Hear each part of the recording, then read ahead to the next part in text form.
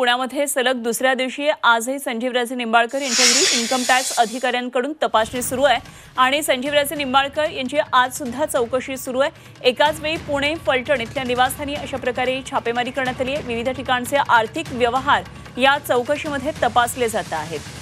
कार्यकर्त्यांमध्ये एक प्रकारची अस्वस्थता आहे, नाराजी आहे, संस्थानिकांचं घर आहे आणि त्यामुळे अशा प्रकारच्या तपासणीला कुठेतरी एक नाराजी याबद्दल व्यक्त होताना दिसते।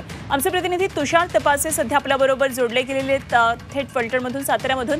तुषारकडून या संदर्भातले आणखी सविस्तर तपशील जाणून घेऊया। तुषार, काय नेमक्या आजच्या जे आयकर विभागाच्या अधिकाऱ्यांचं छापासत्र सुरू आहे, आजच्या कारवाईचं नेमकं वैशिष्ट्य काय आहे आणि काय हाती काही लागतंय का, काय नेमके धागेदोरे येत आहेत?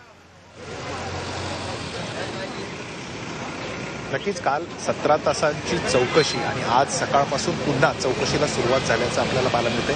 अधिकारी हे रात्रीपासूनच या जो बंगला आहे संजीवराजे नाईक निंबाळकर यांच्या घरामध्ये थांबून आहेत आणि अधिकारी वर्ग ह्या सर्व कागदपत्रांची तपासणी करत आहेत। खरं तर संजीवराजे नाईक निंबाळकर यांचा जे चिरंजीव आहेत सत्यजित राजे नाईक निंबाळकर ते देखील आज सकाळी या ठिकाणी दाखल झालेले आहेत। त्यांची सुद्धा चौकशी आता आतमध्ये सुरू आहे। सर्व कुटुंबीय जे नातेवाईक आहेत किंवा त्यांचे कुटुंबीय आहेत सर्वांची चौकशी या ठिकाणी केली जाते आणि खरं तर याच्यामुळं कुठेतरी नाराजीचा सूर कार्यकर्त्यांमध्ये पाहायला मिळतोय। त्यामुळं काल तब्बल रात्री 2 वाजेपर्यंत ही चौकशी सुरू होते आणि त्या दरम्यान सर्व कार्यकर्ते या घराच्या बाहेर या बंगल्याच्या बाहेर ठाण मांडून बसलेले होते।